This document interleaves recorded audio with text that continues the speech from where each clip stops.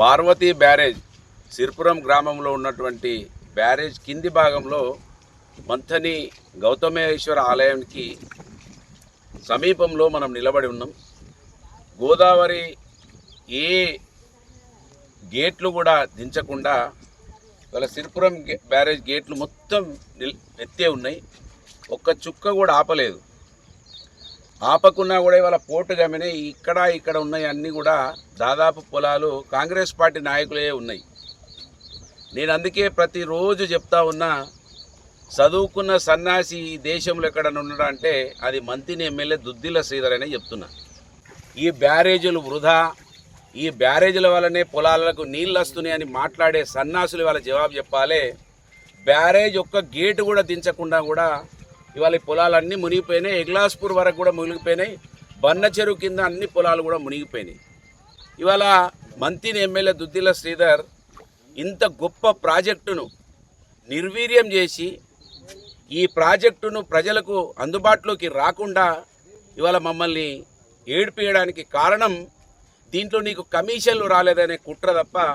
ఆ రోజు ఎల్లంపల్లి కట్టినప్పుడు నీకు కమిషన్లు వచ్చినాయి. ఇది కట్టినప్పుడు పారదర్శకంగా కేసీఆర్ గారి నాయకత్వంలో ఈ బ్యారేజీలు నిర్మించబడ్డాయి కనుక ఈ నీళ్ళన్నీ కూడా సముద్రంలో ఉప్పు నీళ్ళ పాలైనవి కనుక దీన్ని ఆపిన కుట్ర నువ్వు చేసినావు. దుద్దిల్ల శ్రీధర్కు తెలియదనటానికి నిలువుటెద్దు సాక్ష్యం. ఏ గేట్ లేకున్నా కూడా ఇవాళ ఈ పొలాలన్నీ కూడా మునిగిపోతూ ఉన్నాయి. కేసీఆర్ గారి పేరు, బీఆర్ఎస్ పార్టీ పేరు ఈ నియోజకవర్గంలో చిరకాలం ఉండబోతా ఉన్నదని నీ కక్ష తప్ప, నీ కుట్ర తప్ప, నీ అక్కాస తప్ప ఏమి కూడా లేదనటానికి ఇవాళ తేట తెల్లమైంది. నీ నాయకులే పొలాలు మునిగిపోయినాయి. ఏ బ్యారేజ్ గేట్లు వేస్తే మునిగిపోయినాయి వాళ్ళ దుద్దిల్ల శ్రీధర్ జవాబు చెప్పాలి. వాళ్ళ కేసీఆర్ గారు గొప్పగా బ్యారేజీలను నిర్మించి 3 పంటలు వేసుకునేటువంటి దిశగా రైతులను ప్రయాణం చేయిస్తుంటే వాళ్ళకి అన్ని సౌకర్యాలు కల్పించి ఎరువుల ఇబ్బంది లేకుండా, కరెంట్ ఇబ్బంది లేకుండా, నీళ్ళ ఇబ్బంది లేకుండా ఇవాళ రైతులకు గొప్పగా ఆంధ్ర ప్రాంతంలో 3 పంటలు పండుతాయని విన్నాం తప్ప మేము చేయలేదు, చేసుకోలేదు.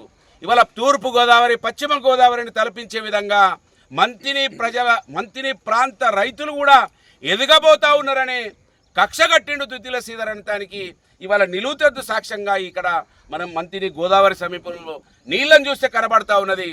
ఈ ప్రాజెక్టును వృధా అంటవా? నువ్వు ప్రాజెక్టు ద్వారానే ఈ పొలాలు మునిగిపోతానే అంటవా? ఇప్పటికైనా కళ్ళు తెరువు సన్నాసి అని అడుగుతున్నా. కనుక ఈ నియోజకవర్గంలో కాంగ్రెస్ పార్టీ సన్నాసులు, మీ నాయకుడు కళ్ళు తెరవకపోతే మీరన్న కళ్ళు తెరవాలని డిమాండ్ చేస్తా ఉన్నాను. ఇప్పటికైనా దుద్దిల్ల శ్రీధర్ కళ్ళు తెరవాలే. చదువుకున్న సన్నాసిగా మిగిలిపోకు, గొప్ప నాయకునిగా ఎదిగే ప్రయత్నం చేయని ఈ సందర్భంగా డిమాండ్ చేస్తా.